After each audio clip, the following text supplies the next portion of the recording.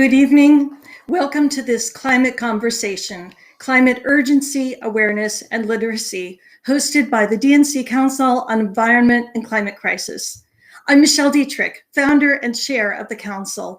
Thank you so much for joining us on this, our 22nd climate conversation since we launched just over a year ago. This evening, we are gathered from many places. I'm speaking to you from my family farm in Southeast Michigan on the land of the Anishinaabe. Wherever you are watching from, thank you so much for being with us, because wherever we are, our Earth is being devastated right now as we speak by the climate crisis and environmental injustice. But there's also so much wonderful news today. The passage of the American Rescue Plan, which is absolutely tremendous news, the swearing in of our wonderful new EPA head, Michael Regan. So much hope. And so wherever we are in DC and everywhere, there are people like you who are working and thinking about how to end the devastation and to heal. If you are just joining us, welcome to this DNC climate conversation. We are excited to be joined today by actor, activist, and author Jane Fonda, DNC Chair Jaime Harrison, American Federation of Teachers President Randi Weingarten, Sierra Club President Ramón Cruz, and my co-host, Allison Stevens, the Climate Council's Director of Black Engagement. At the Council's Facebook or YouTube live streams, we are sharing calls to action and links shared by our speakers. And big thanks to Council Policy Committee members Chris Round and Preston Van Alstine, who will be interacting with you there. To receive calls to action and to connect with the Council by email, you can text CLIMATE to 833-66-11550. We'll be repeating that later. I am now absolutely delighted that Jane Fonda, our keynote speaker, is with us today. Jane is a two-time Academy Award-winning actor who last week won the Cecil B. DeMille Award at the Golden Globes. Her career has spanned over 50 years with more than 45 wonderful films and awards that include 7 Golden Globes, and with crucial work on political causes, including women's rights, Native Americans, and the environment. She will next be seen in the 7th final season of the wonderful Grace and Frankie. Currently, Jane is leading the climate charge with passion and vision with Fire Drill Fridays, a national movement to protest government inaction on climate change. Her latest book, What Can I Do? My Path from Climate Despair to Action, describes her personal journey with the movement and provides solutions for communities to combat the climate crisis. And it is a book that resonated very strongly with me. Go buy it. Jane, thank you so much for being with us here today as we discuss the deep need for urgency and awareness of the climate crisis. Thank you, Michelle. I appreciate being invited to speak to the DNC Climate Council.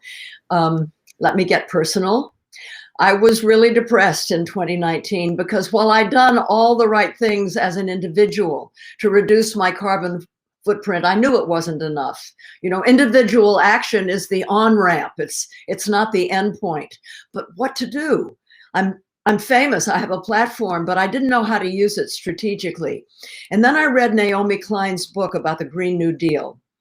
Her clarity in discussing the science and letting us know that while time is running out fast, scientists say we can make it if we act fast. It motivated me to call Greenpeace and ask their help in mounting an action, not so much aimed at the government, but aimed at the apparently 25 million Americans who are alarmed by the climate crisis but haven't done anything. Because, according to the Yale Climate and Communications Program, nobody asked them. I wanted to ask them. The 2018 International Panel on Climate Change said that climate change is a collective crisis demanding collective action on a scale that humanity has never actually accomplished. We need large numbers of people working together for solutions that work for climate, for workers, and for our communities.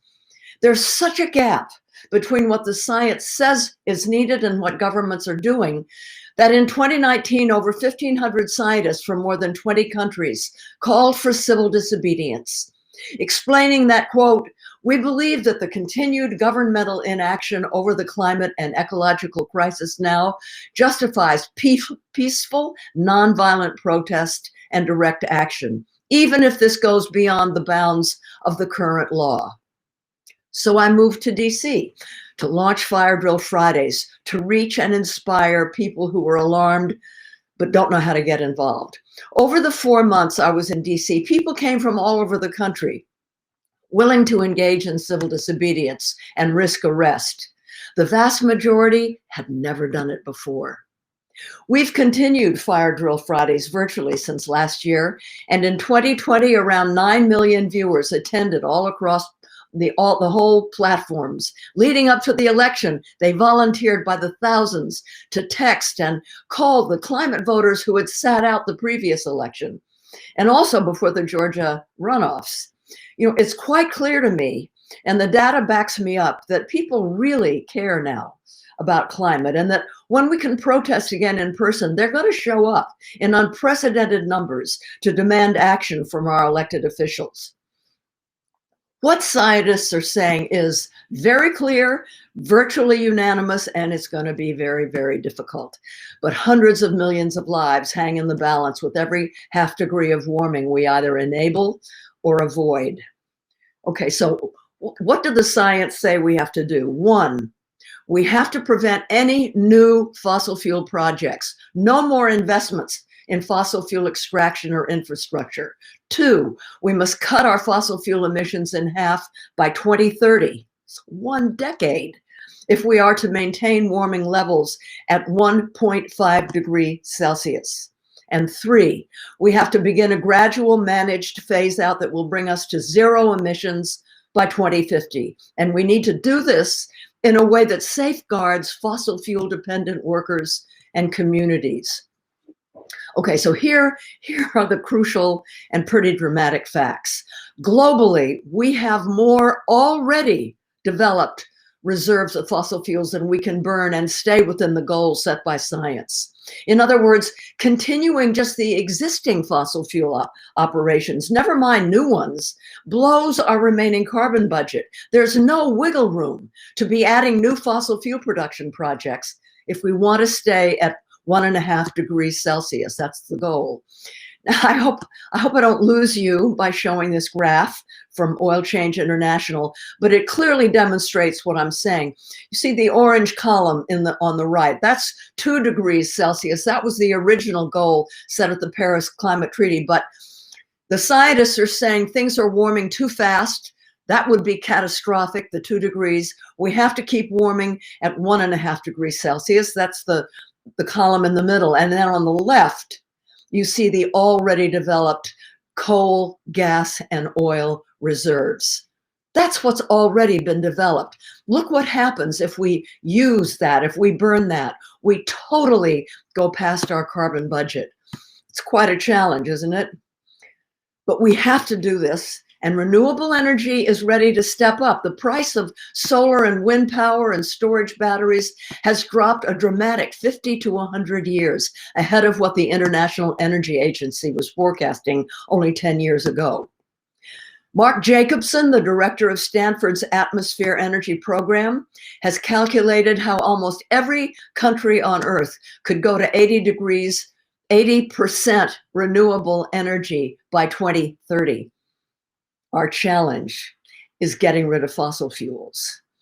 And the other challenge is political.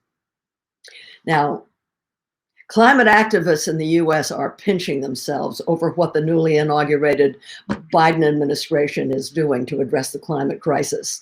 You know, in just 50 days, what he's done is just amazing. I mean, who would have thought that our first climate president would be Joe Biden?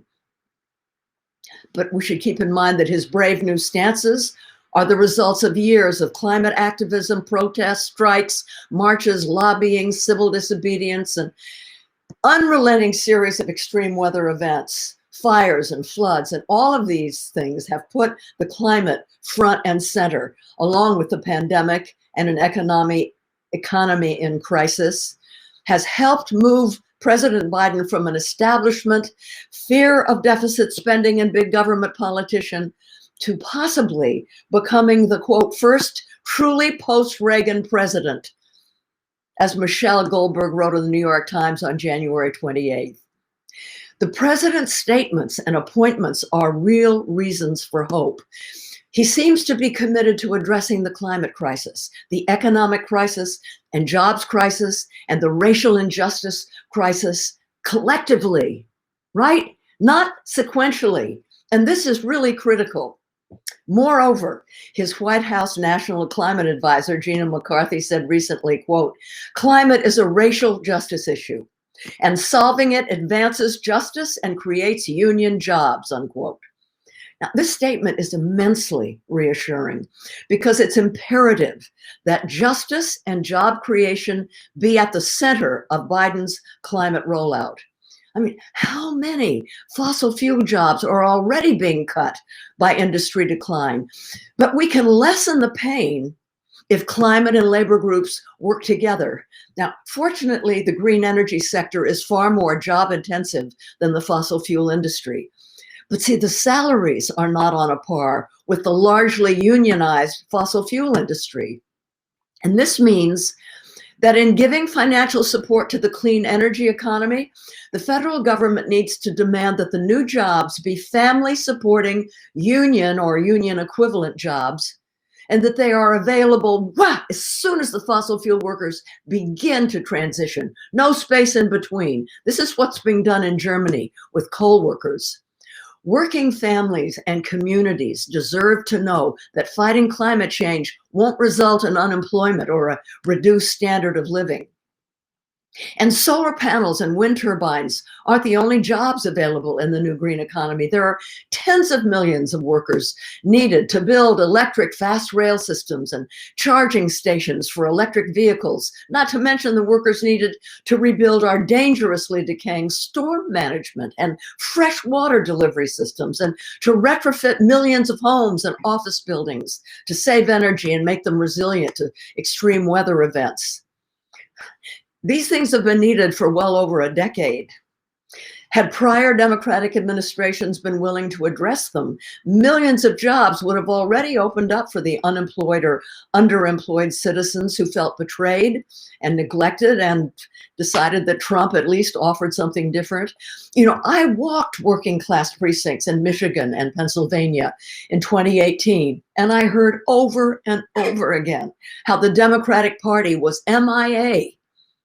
Addressing the climate crisis in a way that creates good union jobs, a healthier environment, and prosperity for all is the way for the Democratic Party to really build back better. So this transition needs to start happening now for climate, for justice, and for 2022. You know, if this administration hasn't put people to work in good green jobs by then, don't like to think about it.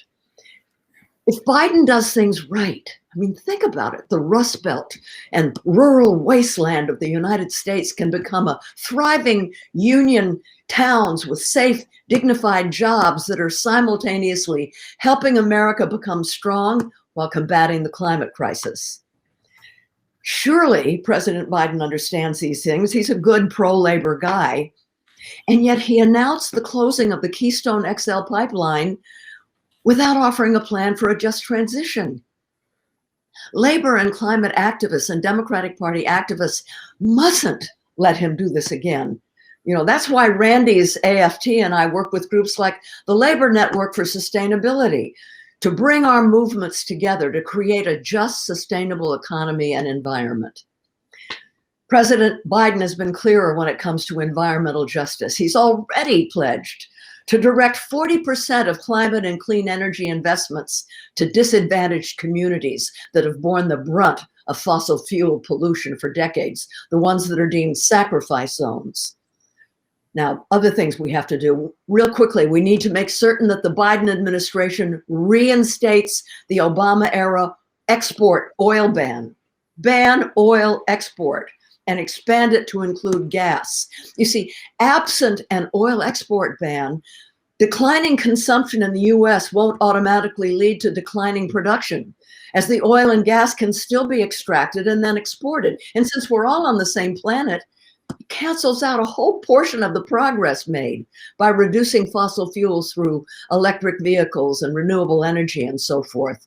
Now, another thing, the upcoming budget reconciliation process offers an important opportunity for Congress members to finally address the massive subsidies the public is currently paying to prop up the oil and gas industry. I urge you to please seize this opportunity and redeploy those funds to build a clean energy economy. Climate scientists warn that we should not rely on claims that in the future bioenergy with carbon capture and storage will be a solution, but it's going to be pushed real hard. Maybe one possible tool in our toolkit, but the scientists say that instead emergency efforts must be made to bolster and heal the natural systems of carbon drawdown. You know, on land, this means ending deforestation and vast reforestation. It means fundamentally altering our systems of food production from industrial mechanical tilling of monocrops to restorative agriculture, such that soils are once again able to sequester carbon, resist flooding and erosion, and provide healthier food. And this would mean a return of family farming and food democracy. And it's very heartening that the president has committed funding to help farmers make this transition. And Gina McCarthy's there to make sure the Department of Agriculture makes it happen. Ending fossil fuel production, emissions, and the production of single-use plastics will allow our oceans to heal, which will improve their ability to sequester carbon. Now, to accomplish all that needs doing is not a multi-billion-dollar effort. It's a multi-trillion-dollar undertaking, which means we have to get over the idea that deficit spending is bad right now. Nobel Prize-winning economist Paul Krugman says, quote, "The new paradigm suggests both that the public debt isn't a major problem and that government borrowing for the right reasons is actually the responsible thing to do." Look, neoliberalism and austerity has to be thrown out. They've had their chance and they failed utterly. HR 1, now S1, and the Thrive resolution, which is coming, are essential pieces of legislation to hold on. As writer-activist Naomi Klein says, failure to do these difficult tasks in time is a choice, not an inevitability of human nature. We are not doomed unless we choose to be. And I choose to believe that together with President Biden and his administration, we can get it done. Thank you. Thank you so much, Jane, for laying out the challenges and the possibilities that lead to a green, sustainable future for all, including in a Rust Belt state like mine. And I am really excited about the incredible intersectional leadership that President Biden is demonstrating. You mentioned Fire Drill Fridays, running short on time, but they've become a highlight of my Fridays. Can you just mention how we can connect and maybe tell us a little bit about tomorrow? Well, tomorrow, Ben Jealous, who is the president and CEO of People for the American Way, was the youngest president of the NAACP. We're going to be talking about S1, a way to get our voting rights solid and back and stop, the gerrymandering and all kinds of things like that. It's going to be fun and exciting, and I'm so glad you watch us. Thank you. Oh, I look forward to it every Friday. And I know millions or others are like me. That's going to be a great event. And I'm going to get to talk together a little more later in the live stream when all the speakers will come together to respond to some of listeners' questions. Thank you, Jane. Thank you.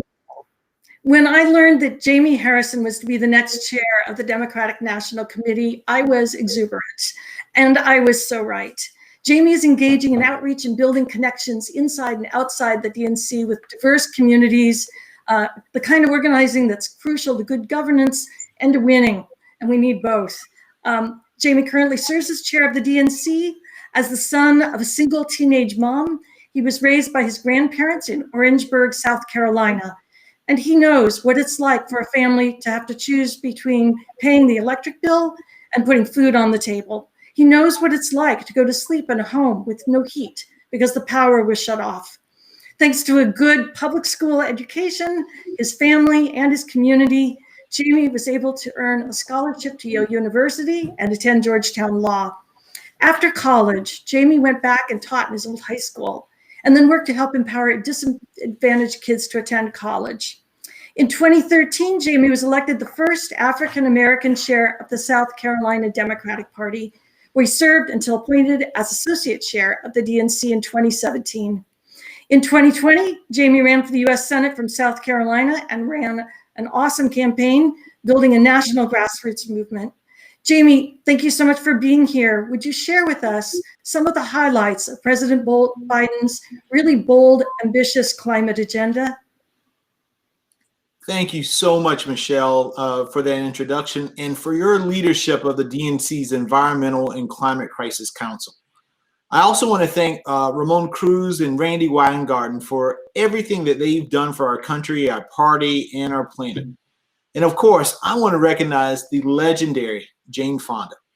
She is one half of one of the best shows on TV, Grace and Frankie. And I want to just thank her for her passion, for her heart, for her activism, for using her voice to fight for a better world. Thank you so much, Ms. Fonda. And finally, I want to thank all of you, not just for joining us today, but for joining us in this fight. You know, there's a lot of talk about climate change, and that climate change focuses on the future, on our children and on our grandchildren, on the incoming generations. And folks, that's important. But it also misses a key point in this debate. The threat of climate change isn't some distant problem. I used to think that way. The threat is here right now. We see it in the devastation in Puerto Rico, in Texas, in Florida. We see it in the burning up of the West Coast and the flooding of the East Coast. We see it in melting ice caps and rising sea levels and the destruction of tribal lands. We see it in the bills that we pay, the water that we drink, the food that we eat, and the air that we breathe. You know, the motto of my home state of South Carolina is, while I breathe, I hope. But we know that if we do nothing, if we fail to act, those breaths will get harder to take. That hope will be harder to keep alive. That's why I breathe one heavy sigh of relief after we elected Joe Biden and Kamala Harris. You know, I know our problems are far from being solved. But finally, we have leadership back in the White House that recognizes that the urgency of climate change and taking bold action is so important. And we have to do that right now to combat climate change. You know, on day one of his presidency, Joe Biden signed an order re-entering the Paris Climate Accord. He and Vice President Harris want to put our nation on a path to carbon pollution-free power sector by 2035 and a net zero economy by 2050. And his administration has laid out a comprehensive plan to create good paying union jobs by leading the green energy revolution. President Biden and Vice President Harris are committed to empowering American workers and businesses as we build a truly 21st century American infrastructure, one that is safe and sustainable and that revitalizes our economy. But perhaps nowhere is their commitment stronger or more consequential than that commitment to tribal communities. Climate change is an urgent threat to our public health and our public lands. And tribes have borne the brunt of its wrath for generations. With 40% of federally recognized tribes living in Alaska, climate change has forced some indigenous communities to relocate and threaten their food supply. That's why President Biden and Vice President Harris believe that tribes must be involved in every decision we make about combating climate change. Because for so many of our Native communities, this isn't some abstract issue or far-off prediction. This is here and now. In moments like these, my friends, we need American leadership. Just as we led the space race, we must lead the world in the fight against climate change. The DNC and the DNC Climate Council will play a critical role in this fight, my friends. And I'm so proud of what you have already accomplished. The DNC Climate Council held its very first ever meeting at a Democratic convention last year and was among our most popular council with over 5,200 RSVPs. From Colorado to Iowa to my home state of South Carolina, you held virtual listening sessions to talk about climate and help shape the boldest climate platform in Democratic Party history. And we must continue this work together. We must continue to listen to the communities that have too often been left out. We must organize in every corner of the country, especially with young people. We must step up and lead on climate and environmental justice issues, not just in our cities, but also in our rural communities as well. Not just on the coast, but throughout the country. Not just for our children and their children, but for our friends and our neighbors, our classmates and our coworkers, for all of us. Because together, there is nothing we can't achieve. So thank you all so much for the discussion tonight. Looking forward to your questions.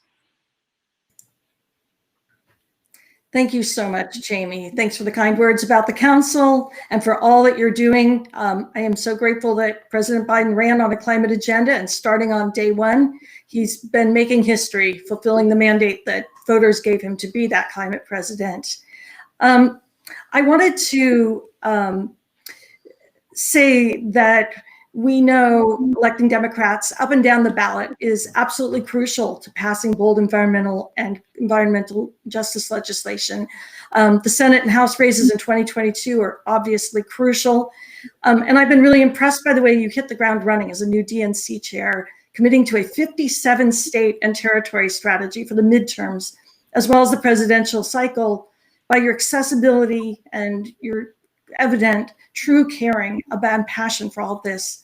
What do you see as the DNC's best way forward to 2022 and 2024? Well, thank you for that. And thank you all for the support that you give to the DNC. You know, I think the heart of what we have to do and accomplish. I don't know how many of you read Stacey Abrams' op-ed in the New York Times. And in that op-ed, she talked about how you transform a red state to a blue state. And at the heart of that discussion was that one critical component is having a strong state party apparatus in operation. And that's what I'm very much committed to. We are only as strong as our weakest link. And if we have state parties who can barely keep their lights on, who don't have enough staff to reach out to all of their folks, if they can't be supportive of the great candidates that they have running for office, then we can't win the races that we need, and we won't have the people in office that we need to be the leaders to change where we go as a nation. And so that lowest common denominator, that foundation of our party and our effort is our state party apparatus. And that's why I am so committed. We're working on a SWOT analysis of every state party to identify their strengths and their weaknesses and how we can help fill the holes and help them build more capacity so that they can do the work that you all expect them to do. In addition to that, we're going to organize, and we are not waiting until just 2 weeks or 3 weeks or 3 months before an election. We're going to start organizing right now. We're building out right now what that organization is going to look like. And one of the core components of organizing for us will be a national voter registration initiative, going all across the country, getting more people registered to vote so that their voices can be heard and that they can elect people who understand that supporting efforts to end climate change is a must. And so we're going to do that. And I'm glad to have all of you in that partnership to build back better and to build a stronger Democratic Party. Thank you so much, Jaime. Looking forward to talking more with you in our panel discussion a little later. And now a heartfelt welcome to Randi Weingarten.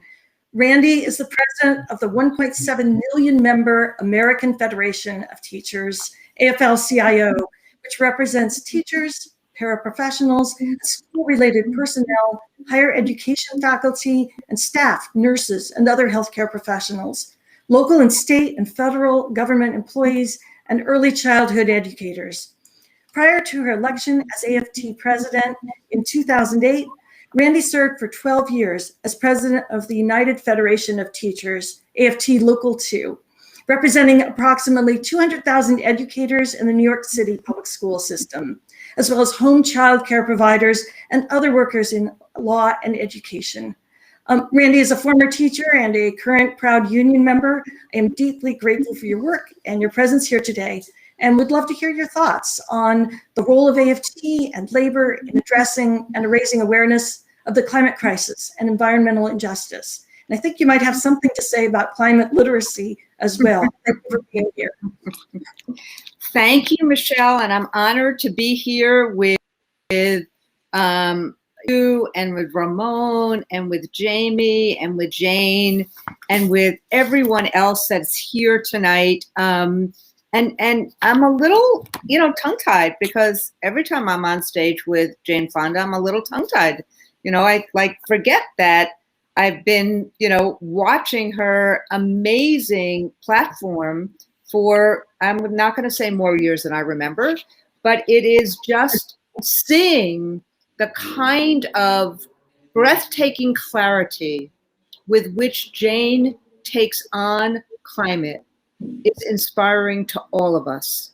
And the walking in her shoes and the walking in all of our shoes. The note that she said today about how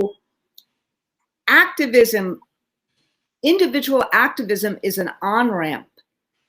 You go right to what Jaime said, which is individual activism is an on-ramp to politics, to policy, to labor organizing, because what we have all learned is that together we can accomplish what is impossible to do alone. And on some levels, what we see right now in this opportunity at this moment is something really different than maybe 2 or 3 or 4 years ago, as Jane just said. There is an imagination now that we can do something differently. With what Joe Biden just signed today with the American Rescue, something that is bolder than we have seen for generations, done in 50 days, very reminiscent of what FDR did. And if you look at that, and sorry, I am a social studies teacher. I'm not a scientist. I don't even play a scientist on TV, but I listen to these great scientists. But if, as a social studies teacher, what you teach our kids is that the 2 years after FDR was first elected were the years of great, tremendous progressivism that changed our country, where people saw government for its good, not for its bad. And ultimately, the kind of work that all of you are doing to paint the picture of what we need to do for our climate and the goals that we need to get to are really important. And what we as educators do is that we try to connect the dots. So for example, how do we make this real to our kids and to our members and to our communities? You make the issue about carbon footprint, about fossil fuel usage, real when you talk to the asthmatic child in the Bronx who is breathing in the emission air from the Cross Bronx Expressway. And what it means if we had less of a carbon footprint and we had less of that fossil fuel usage, and we could get to what Jane talked about in 2050, where we would have cleaner air, something that is so clear about breathing right now, which we all see because of the COVID crisis. And we all felt when George Floyd said, "I can't breathe." This kind of notion of clean air and being able to breathe, connecting the dots, that's what teachers do. But the second thing we do as unionists is that we don't let the Republicans take an issue and try to use it to pit one group of people against another, which is what they try to do. That is their hallmark.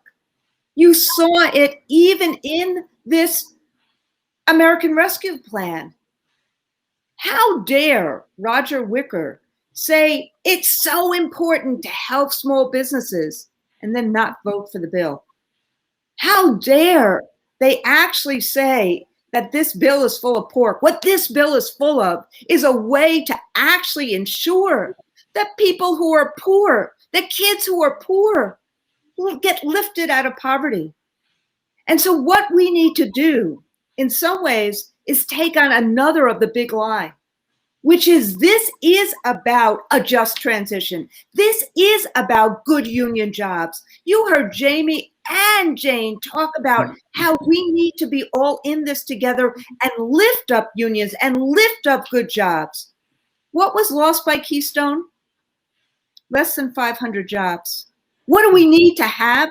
We need to have thousands and thousands of new jobs that could come from a just transition that we're seeing right now the building trades do with some of the new technologies for energy. And we need to make them good union jobs that pay a decent middle-class wage so someone can actually not only feed their family, but take a vacation every once in a while. And that's the work we're doing as trade unionists.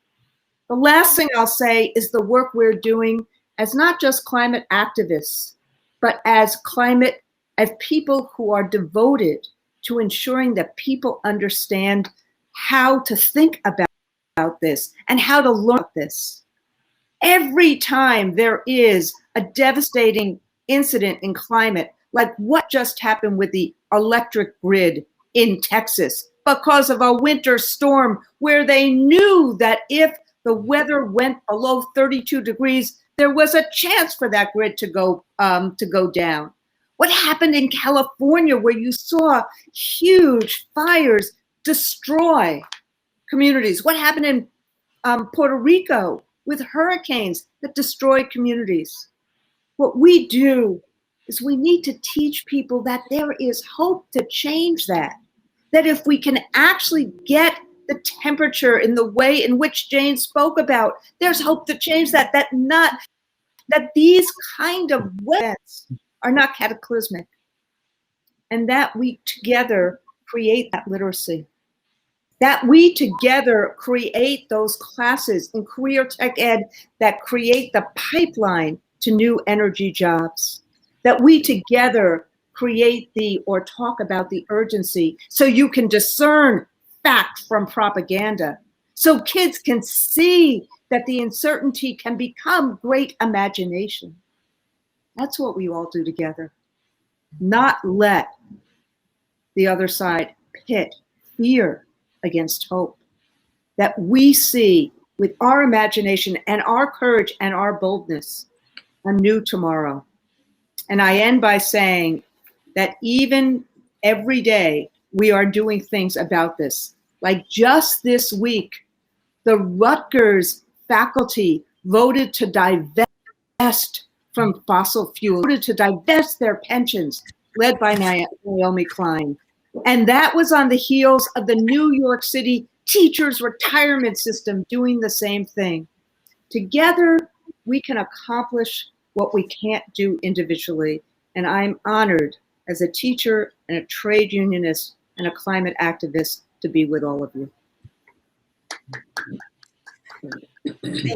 Thank you so much, Randi.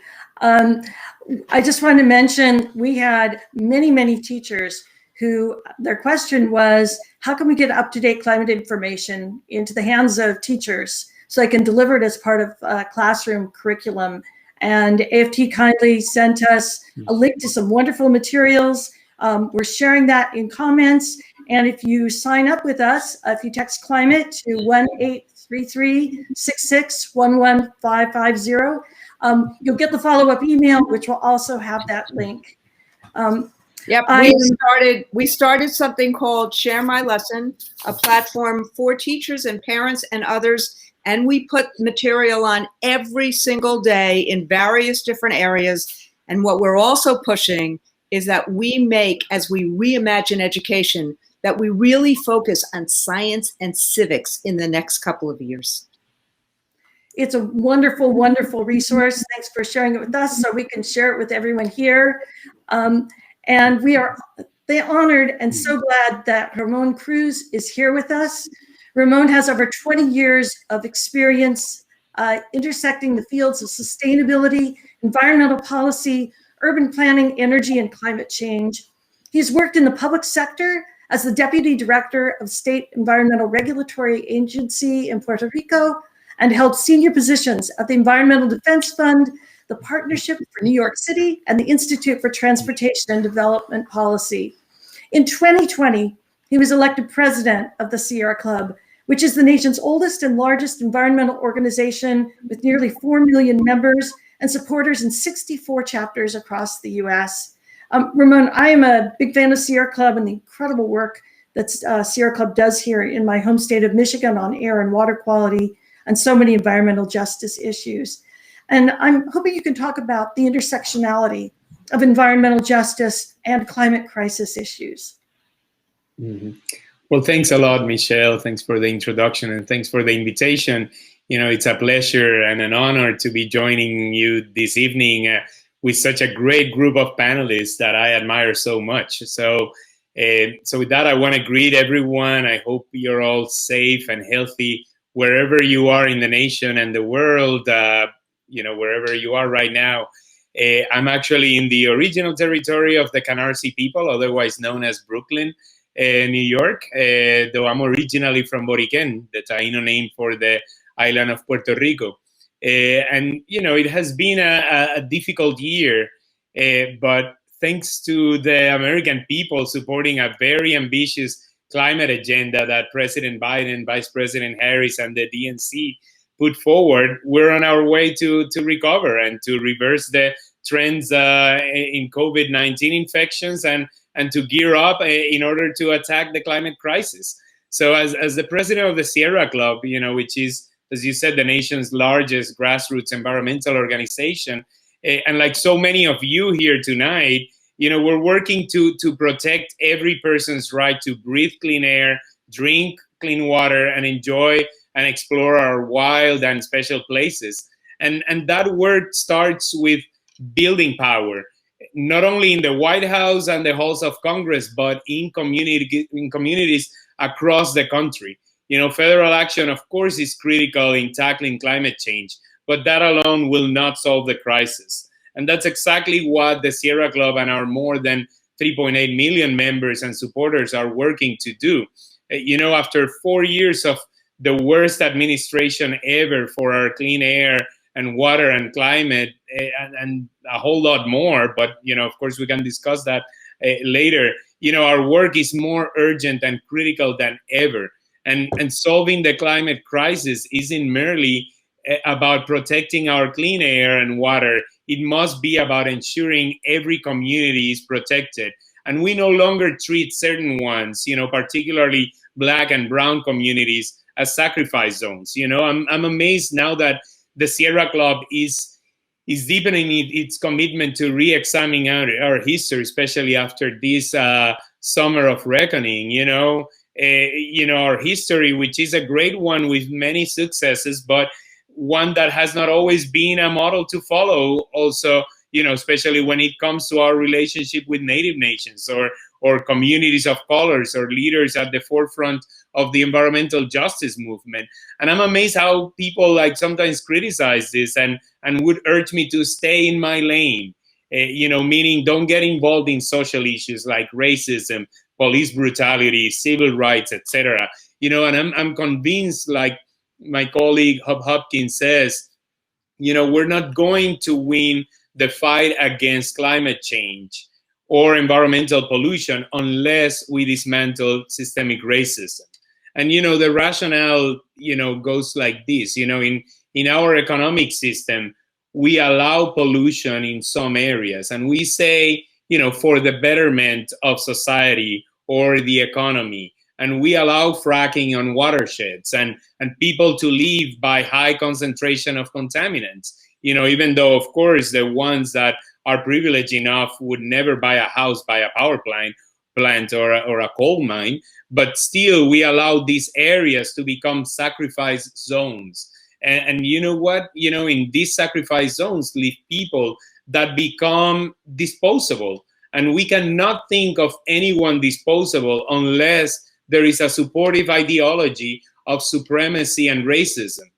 In the United States, that means white supremacy. And therefore, us as environmentalists must ensure that we dismantle racism and white supremacy in order to confront the climate crisis. It is the persistent racial and economic inequalities and the forces that causes them, embedded throughout our society that have concentrated toxic polluters near and within communities of color, tribal communities, and low-income communities. And the COVID-19 crisis has clearly shown how systemic racism causes inequitable health outcomes, with people of color falling sick and dying at rates far surpassing white people. So not only are people of color burdened by disproportionate rates of air and water pollution, we're also most likely to be impacted by powerful storms and floods,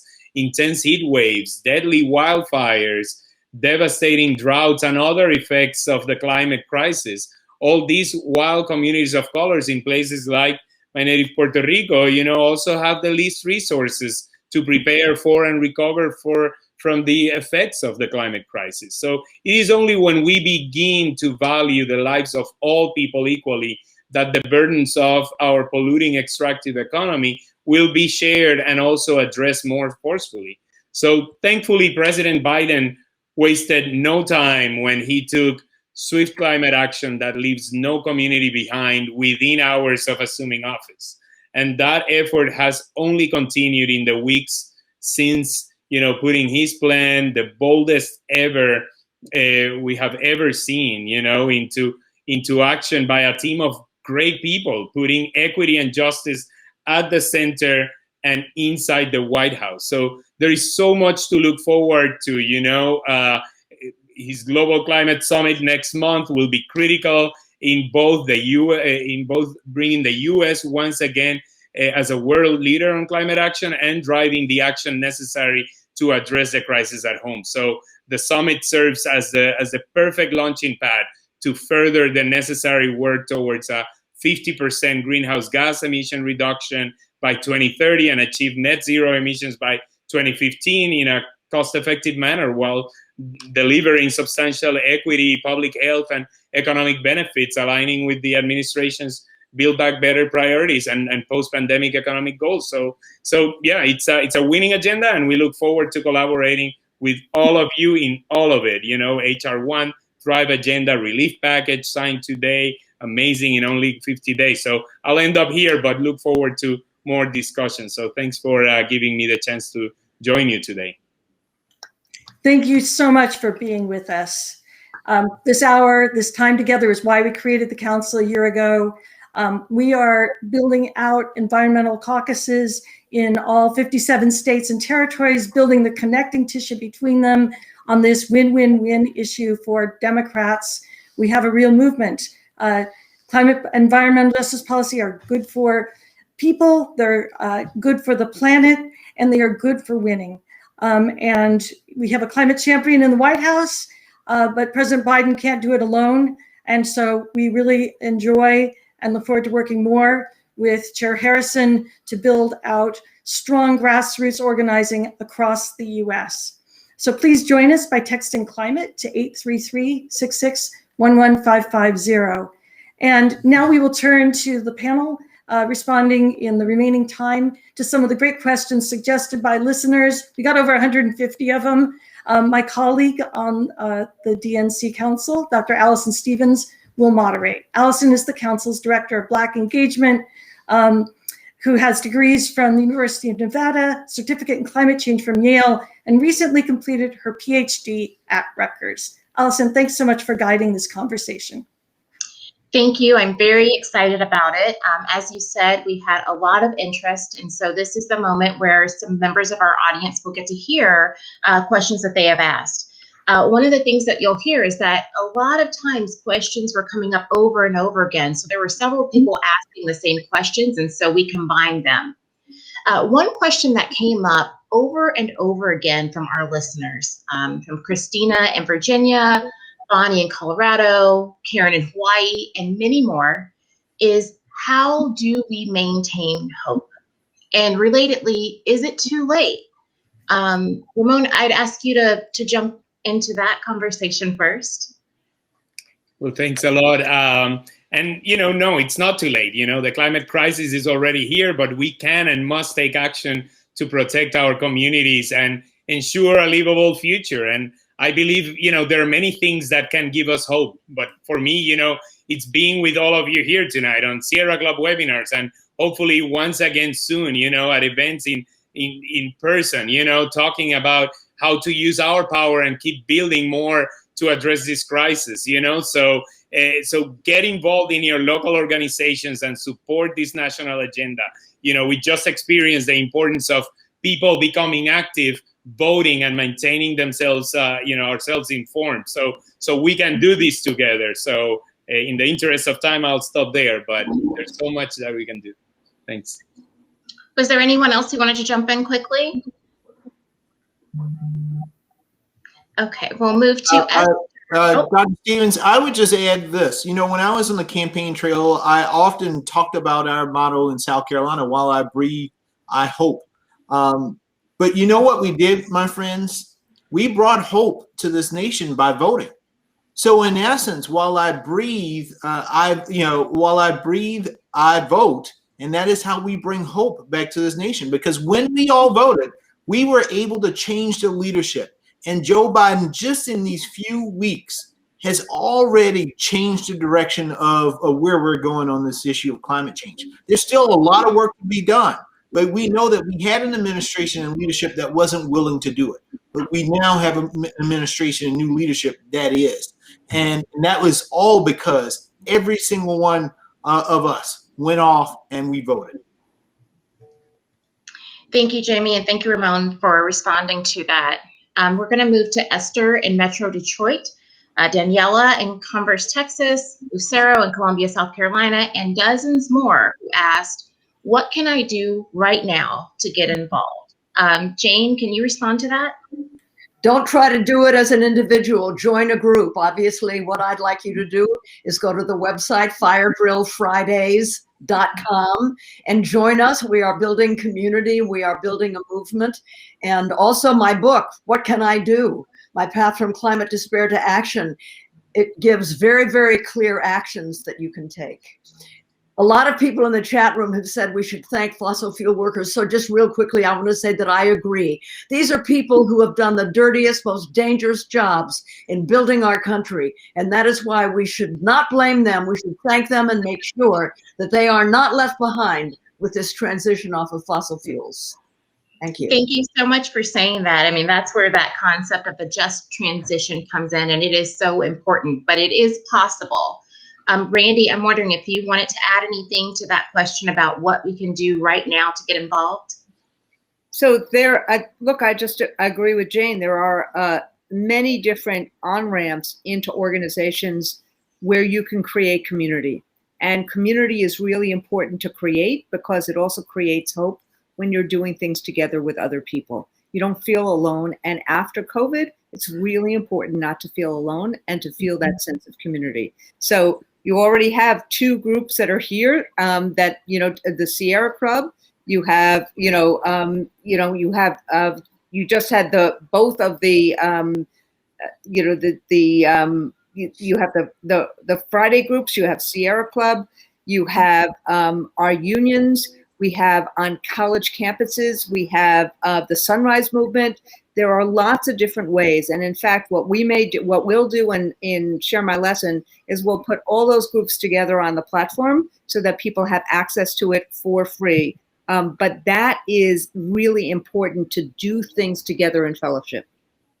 Yeah, and it sounds like that connects to the previous question. Getting together, working together, there's no shortage of resources and people to connect to, and that is what gives us that hope. So thank you all for participating in this. I know we only got through a couple of questions. Michelle, did you want to continue? Thank you so much.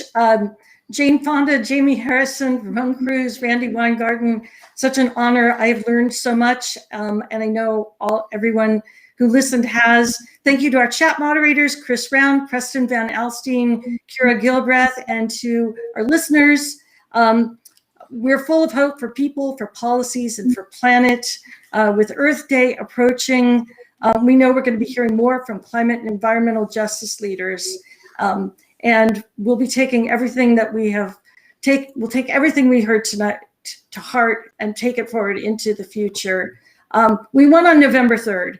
Now we're tackling the crisis, and we're going to go win again in 2022 and 2024, and we're going to win for people and for planet. I know Ramon has to go. He is going to an event, and also President Biden is about to begin making his very first primetime address since taking office about the pandemic. Thank you so much, everyone. Good evening. Until next time. Thank you for your leadership, Michelle. Thank you, everyone. Thank you all.